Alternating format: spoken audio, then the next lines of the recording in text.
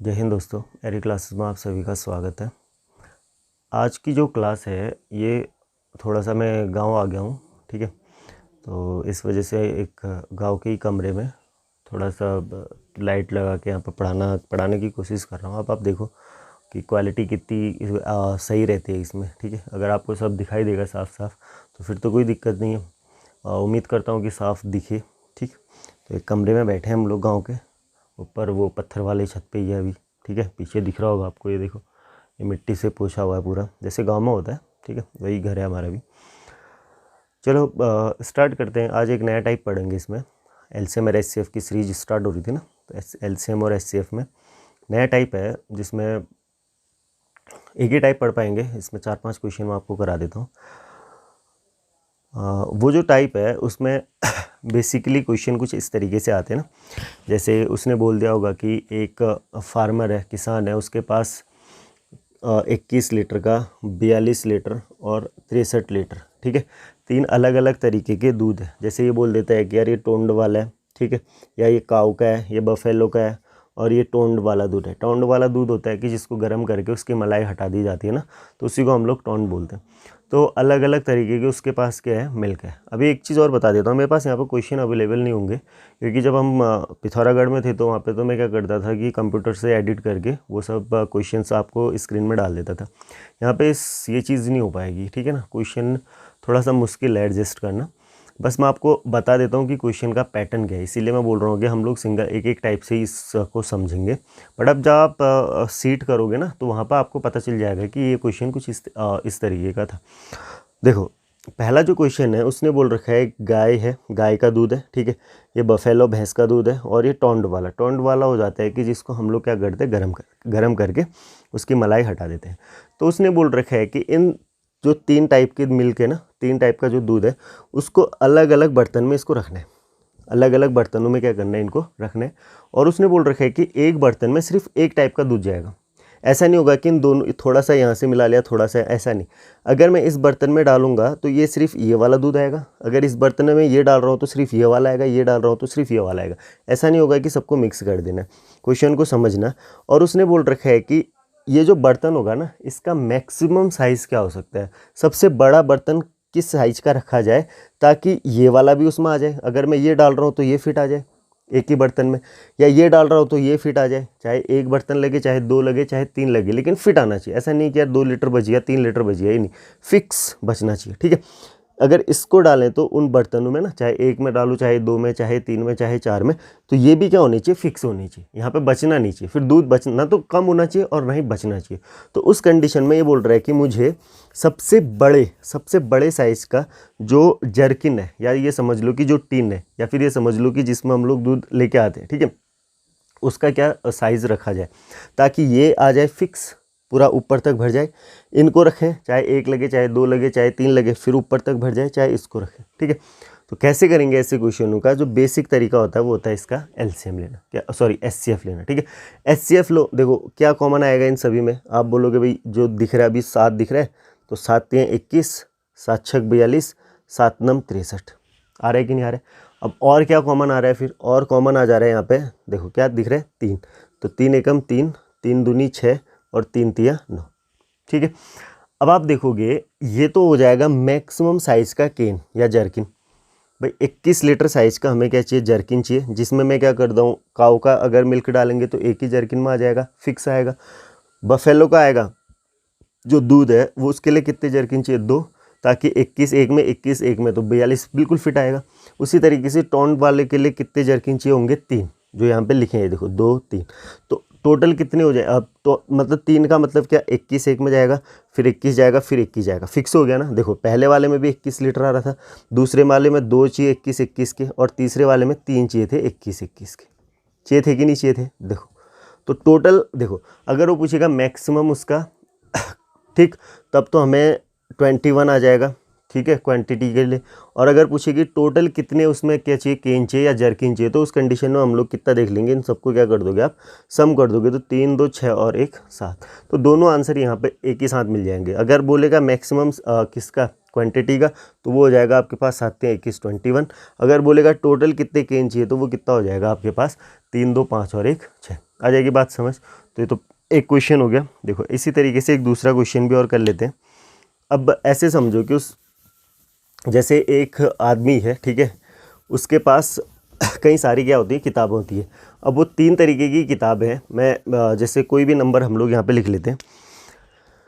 एक 25 है, दूसरा हमारे पास आ जाता है सपोज़ 50 और तीसरा आ जाता है हमारे पास 100। ठीक, उसने कुछ इस तरीके की किताबें अपने लिए रखी हुई हैं। ठीक है, 3 तरीके की किताबें, हो सकता है कि ये नोवेल हो जाएंगी, ये ठीक है, ये एजुकेशनल हो जाएंगी, और ये उसकी जो स्कूलिंग वाली थी किताबें वो हो जाएंगी, उसने अभी तक संभाल के रखी है। ठीक, ये नोवेल्स हैं और ये कौन सी उसकी एजुकेशनल है, और ये क्या हो जाएंगे उसके लिए जो आगे उसने संभाल के रखी हुई, मतलब जो स्कूलिंग टाइम से वो पढ़ता था। ठीक, तो उसने बोल रखा है कि इनको उसने क्या कर रखा है, एक सेल्फ में रखा हुआ है। ठीक, सेल्फ में रखा हुआ है और सभी को क्या कर रखा है, एक के ऊपर करके रखा हुआ है। नोबल को उसने एक साथ रख दिया। ठीक है, एजुकेशनल वाली थी जो उसको बार बार अब ज़रूरत पड़ते वो उसने एक साथ रखे हुए, और जो स्कूलिंग टाइम से थे ना संभाल के रखे हुए थे उनको उसने एक साथ रखा हुआ है। लेकिन वो बोल रहा है कि सभी को एक के ऊपर एक, एक के ऊपर एक, एक के ऊपर एक रखा हुआ है। इसको हम लोग क्या बोलते हैं, स्टैक बोलते हैं, कुछ इस तरीके से आप समझो। और उसने बोल रखा है कि हर एक स्टैक में ना, मतलब हर एक जो उसने बंडल बनाया होगा ना किताबों का, उसमें इक्वल नंबर पर वो किताबें रखी होंगी। अगर इसमें 10 रखेगा तो इसमें भी 10 ही रखेगा, और इसमें भी हर एक में 10-10 रखेगा। ठीक है, एक चीज़। अगर वो बोलता है कि इसमें 25 रखेगा, इसमें भी 25, हर एक में 25 रखेगा, लेकिन दोबारा से वही चीज़ कि इन दोनों को मिक्स नहीं करेगा, वो इन दोनों को मिक्स नहीं करेगा।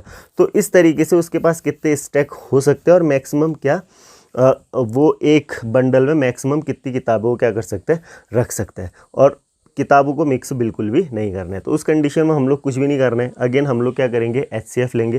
तो आपको साफ साफ दिख रहा होगा 25 इसका HCF आ रहा है, 25 एकम 25, 25 दूनी 50, 25 चौके 100, बस। तो इसका मतलब ये हो गया कि 25 के बंडल वो बनाएगा किताबों के, 25 किताबों की क्या करेगा, वो बंडल बनाएगा। ठीक है, और उनको अलग रख देगा। नोबल वाली तो एक ही बंडल में आ जाएंगी, नोबल वाली तो एक बंडल में आ जाएंगी।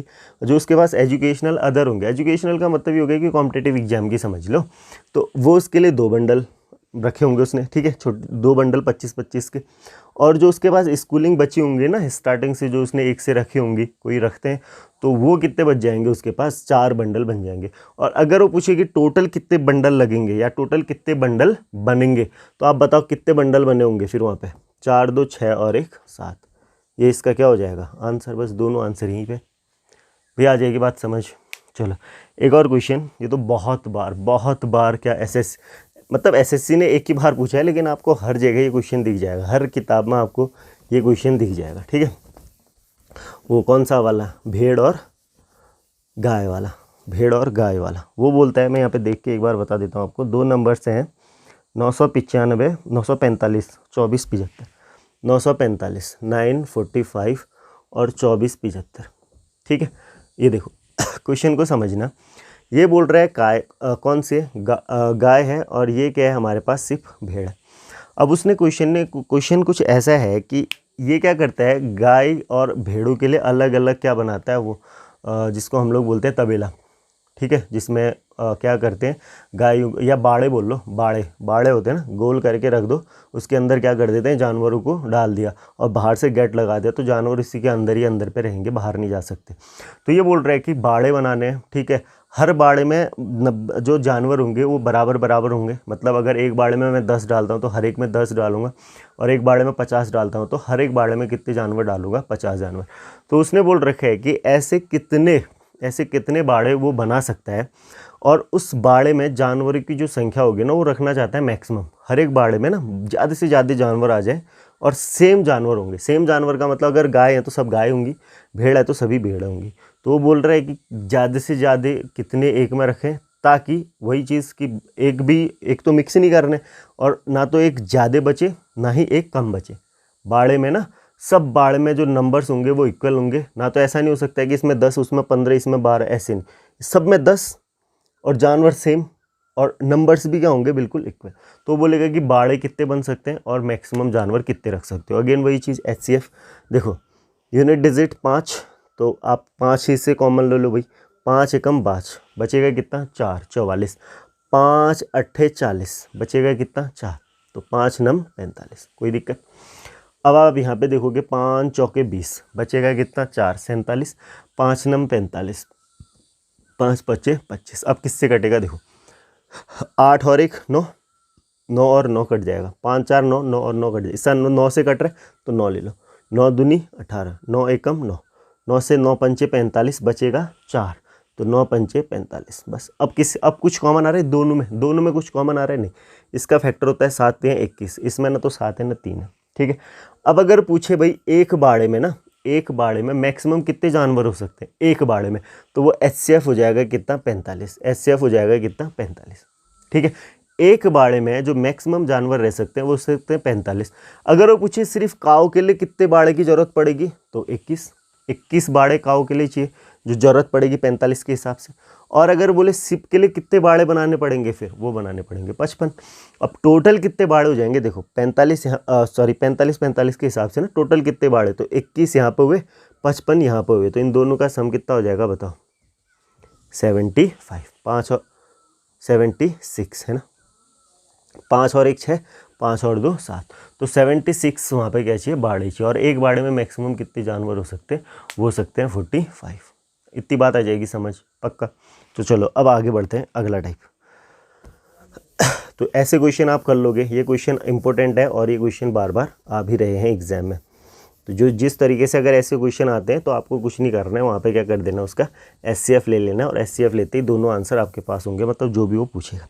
चलो अब अगला क्वेश्चन है, देखो मैं नंबर्स लिखूंगा सिर्फ, 15 17 9 सेंटीमीटर 9 मीटर 2 सेंटीमीटर। देखो एक कमरा है, फ्लोर, ठीक है, इसमें टाइल लगाने, इसकी जो लंबाई है ना वो 15 मीटर और 17 सेंटीमीटर बोल रखा है, और इसकी चौड़ाई जो है 9 मीटर और कितना सेंटीमीटर, 3 सेंटीमीटर। इसने बोल रखा है 9 मीटर एंड 2 सेंटीमीटर, है ना, 9 मीटर और 2 सेंटीमीटर है, ठीक। अब इसने क्या बोल रखा है, ये भी क्वेश्चन बहुत बार पूछा गया है। इसने बोल रखा है कि स्क्वायर टाइल इसको क्या करने वहाँ पे लगाने। स्क्वायर टाइल का मतलब हो गया कि जिसकी लंबाई और चौड़ाई दोनों ही क्या होंगी बराबर, अगर 2 मीटर लंबा है तो 2 मीटर चौड़ाई होगा, ठीक। तो इसने बोल रखा है कि उस कंडीशन में मैक्सिमम कितने टाइल लगाए जा सकते हैं, ठीक है। अगर टाइल का जो साइज़ है वो क्या होना चाहिए, मैक्सिमम होना चाहिए, ठीक। टाइल का जो साइज़ है एक तो वो मैक्सिमम होगा, और उस कंडीशन में मैक्सिमम कितने टाइल लगाए जा सकते हैं, ठीक है। तो ऐसे क्वेश्चनों के लिए भी अगेन हमें क्या करना पड़ेगा, HCF लेना पड़ेगा।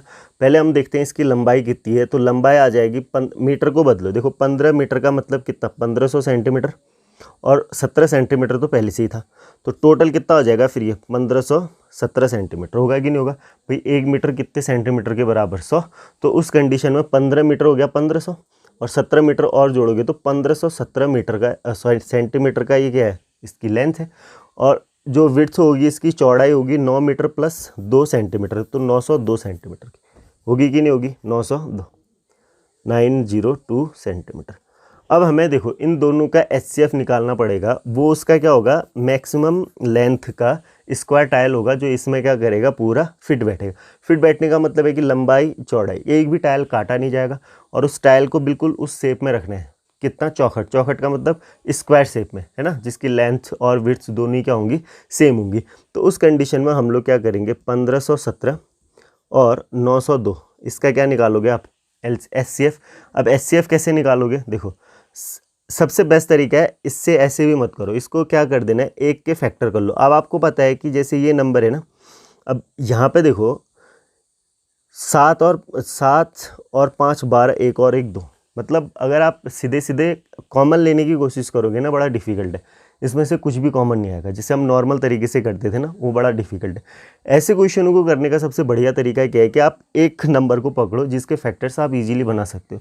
जैसे ये थोड़ा सा डिफिकल्ट लग रहा है ना, देखो 7 और 2 9 5, ना तो ये 2 से कट रहा है, ना 3 से कट रहा है, ना ये 5 से कट रहा है, ठीक है। 11 से देखोगे, देखो 7 और 5 12 में से 2 10, 11 से भी नहीं कट रहा। अब आप क्या करोगे, ये तो बड़ा डिफिकल्ट हो गया। तो लेकिन दूसरे वाले को अगर आप देखोगे ना, दूसरा वाला नंबर, ये ऐसे क्वेश्चन आएंगे तो 100% है कि एक न एक के फैक्टर क्या होंगे, इजी होंगे। तो आप दूसरा जब आप देखोगे तो यहाँ पे देखो, सबसे पहले 2 तो कॉमन ले सकते हो, 2 तो आप आराम से कॉमन ले सकते थे ना। अगर 2 को कॉमन ले लेते तो क्या बच जाता, देखो इस वाले में ना फैक्टर जब करोगे तो 2 गुणा क्या लिख सकते हो, 2 को कॉमन लेने का मतलब 2 से भाग लगा दो, 2 चौके 8, बचेगा कितना, 1, 2 पंचे 10, 2 एकम 2, इतनी बात समझ आ जाएगी। अब देखो फिर, अब ये किससे कटेगा, अब 2 से तो नहीं कटेगा, 3 से भी नहीं कटेगा, 3 से क्यों नहीं कटेगा भाई, 5 और 1 6, ये तो कट जा रहा है, 4 3 से नहीं कटेगा। तो अब सीधे 11 से देखो, 4 और 1 5 और 1 5, 0 11 से कट रहा है, देखो 11 से काटो, 11 चौके 44, 11 एकम गुणा 11। अब आपका HCF आपको सीधे ही पता चल जाएगा। कैसे, देखो इसके फैक्टर में ना तो आपको 2 मिलेगा और ना ही आपको 11 मिलेगा, और इसके तो फैक्टर ही कितने हैं, 2 गुणा 11 गुणा 41, यही तो फैक्टर करे, देखो एक ये 2 हो जाएगा, इसके फैक्टर करे ये दोनों, तो 2 गुणा 11 गुणा 41 होगा कि नहीं होगा। इसके फैक्टर में ना आपको 2 मिल रहा ना आपको 11 मिला, तो अब बचेगा क्या फिर, सिर्फ 41 ही तो बचेगा, क्या बचेगा 41। 41 कहने का मतलब है कि इसका क्या हो गया, HCF हो गया। 41 कहने का मतलब इसका क्या हो गया, HCF हो गया। इसका मतलब है कि हमें जो स्क्वायर टाइल चाहिए, जो स्क्वायर टाइल होगा ना, वो जो चाहिए वो कितना चाहिए फिर, वो 41 सेंटीमीटर वाला चाहिए। कितना सेंटीमीटर वाला, 41 सेंटीमीटर का, ठीक है, स्क्वायर टाइल जिसका एक साइड 41 सेंटीमीटर का। तो टोटल कितने टाइल लगेंगे, उसने तो पूछा ना, टोटल उस कमरे को क्या करने के लिए, फ्लोर है ना, उसको पेव करने के लिए, मीन्स उसको भरने के लिए कितने टाइल लगेंगे। तो हम लोग क्या करेंगे, देखो कमरे का जो साइज़ है उसका एरिया बोलो कितना, 15 17 गुणा कितना 902, भाई लंबाई गुणा चौड़ाई क्या होता है, क्षेत्रफल होता है, और एक टाइल का क्षेत्रफल बोलो, हर एक टाइल का क्षेत्रफल कितना हो जाएगा, 41 गुणा 41 होगा कि नहीं होगा, 41 गुणा 41। अब आप बताओ भाई, 41 अगर मैं यहाँ से हटा देता हूँ तो कितना बचेगा, 11 दूनी 22, तो ये तो सीधे 22 बार कट जाएगा। अब इसको काटना है, 41 से तो ये 22 बार कट गया, अब इसको काटना है। अब ये थोड़ा सा दिमाग कैसे लगाओगे, यूनिट डिजिट क्या है इसकी, 17, यूनिट डिजिट क्या है 7, इसका मतलब या तो 7 से कटेगा, या 17 से कटेगा, या 27 से कटेगा, या 37 से कटेगा, यही तो होगा, तभी तो जाके 7 आएगा यूनिट डिजिट में, और कटेगा ही कटेगा क्योंकि HCF है उसका। तो आप क्या करोगे, देखो 40 गुणा 40 कितना 1600, 40 गुणा 40 1600, और ये 1600 तो है नहीं, उससे थोड़ा सा कम है, इसका मतलब ये किससे कट जाएगा फिर, 37 से। आंसर, तरीका है ये। अब आप इसको भाग लगाओ, गुणा करो, वरना बहुत डिफिकल्ट बन जाएगा। जिस तरीके से मैं समझा रहा हूँ उसी तरीके से समझो। ये HCF निकालने का तरीका, यहाँ से हमें बाकी तो समझाने के लिए लिख दिया। अब गुणा कैसे करोगे भाई, यहाँ जब HCF निकाला तो बच क्या रहे थे, 11 गुणा 2 ही तो बच रहे थे, काटेंगे तो 11 गुणा 2 ही तो बचेगा। अब यहाँ पे क्या बचेगा भाई, इसके क्या कर दिए फैक्टर में, 41 तो आना ही था, यूनिट डिजिट 7 है, तो 7 से कहीं ना कहीं यूनिट डिजिट 7 कब आएगा, 1 के गुणा में, वो तो 7 बार ही, या तो 7 होगा, या 17 होगा, या 27 होगा, या 37 होगा। अब 27 हो नहीं सकता, अब देखो 27 करने का मतलब 30 करना, 4 तियाँ 12, तो 1200 के पास में जाएगा। 40 करोगे, 4 चौके 16, 1600 से थोड़ा सा कम तो 37, काम खत्म। तो 22 से 37 को गुणा करना है, तो 22 से 37 को कैसे गुणा करोगे, तो 37 से 22 को नहीं करना है, क्या करना है पहले, 22 का आधा 11, आधा का मतलब बट्टे 2, तो 37 दूनी कितना हो जाएगा फिर 74, 37 दूनी कितना होता है 70, अरे गुणा 2 करोगे ना, 2 सत्ते 14, 2 तियाँ 6 और 1 7, गुणा 11, बस 11 चौके 44, 11 सत्ते 77, 77 में कितना जोड़ना है 4, तो कितना हो जाएगा 81, 814 सेंटीमीटर, सॉरी 814 स्क्वायर टाइल की हमें ज़रूरत पड़ेगी, और एक स्क्वायर टाइल का जो साइज़ होगा वो कितना लेंथ होगी उसकी 41 आ जाएगी। ये वाली बात समझ, तो बहुत बढ़िया क्वेश्चन था, बहुत बढ़िया, इसी तरीके से आपको ये क्वेश्चन को करना था। आ जाएगी समझ बात। चलो अगला एक और क्वेश्चन है, इसमें बिल्कुल इसी पैटर्न पे है, ठीक, इसको भी कर लेते हैं। देखो उसने बोल रखा है एक यही है, ठीक है, एक कमरा है जिसकी लेंथ और विड्थ इसने लिखी हुई है, देख के मैं लिख देता हूँ, 999 स्क्वायर टाइल पे फ्लोर 999 और 4 मीटर 7 सेंटीमीटर, ठीक है, 407, 999 और 407, 407 मतलब ऐसे लिखा होगा 9 मीटर 99 सेंटीमीटर, ठीक है, और इसको लिखा होगा 4 मीटर और 7 सेंटीमीटर, ठीक। तो अब इक्वेशन बिल्कुल पहले वाला ही है, ठीक। ये क्या है, हमारे पास ग्राउंड है, इसने बोल रखा है ना, find the least number of square tiles required to pave the floor of a room 9 metre 99 centimetre long and 4 metre 7 centimetre broad. तो कम से कम स्क्वायर टाइल का संख्या बताओ जो 9 मीटर 99 सेंटीमीटर लंबे 4 मीटर 7 सेंटीमीटर चौड़े एक कमरे को भरने के काम आए, ठीक है, भरने में लगे, ठीक।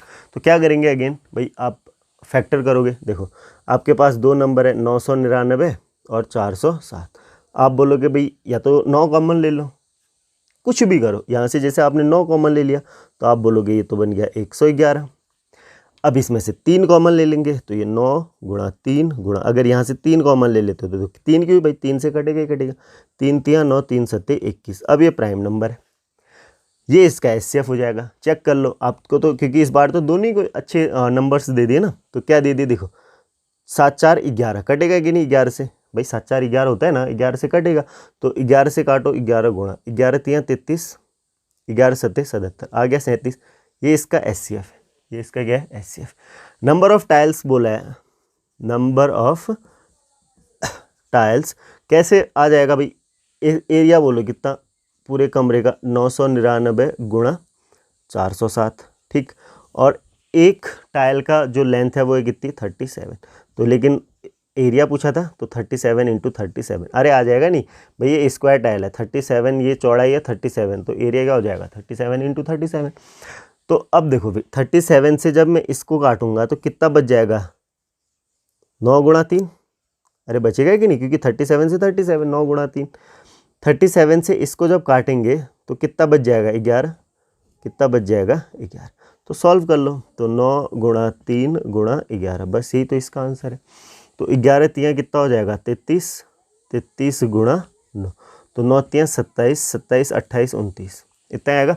तो गुणा भाग में अगर कहीं कैलकुलेशन गड़बड़ होगा तो आप देख लेना, बट आएगा तो इतना, 11 तियाँ 33 हो गया गुणा 9, 9 तियाँ 27, 9 तियाँ 27 28 29, तो 297 यहाँ पे क्या लगेंगे हमारे पास स्क्वायर टाइल्स लगेंगे। तो ये वाली बात आ जाएगी समझ, कोई दिक्कत यहाँ तक बताओ भाई, कोई दिक्कत। ये एक टाइप हुआ, बहुत अच्छे क्वेश्चंस हैं ये, ठीक है, लेकिन इसको आपको ना करने का तरीका आना चाहिए। अभी इस किताब में तो इसका क्या कर रखा होगा, एलसीएम निकाल रखा, एचसीएफ निकाल रखा होगा, भाग विधि ये सब, तो वो सब नहीं करना है, बस आपको बेसिकली ये चीज़ें समझनी है, कैलकुलेशन को किस तरीके से ईजी, सिर्फ ईजी नहीं करना होता है यहाँ पर, हमें ऐसे कैलकुलेशन करना होता है ताकि उसका जो एरर हो ना, एरर पॉसिबिलिटी वो क्या होनी चाहिए, मिनिमम होनी चाहिए, कि भाई गलतियाँ हुई ना, गलतियाँ हुई ना, तो उस कंडीशन में हम लोगों को बेस्ट तरीका सॉल्व करने का यही है।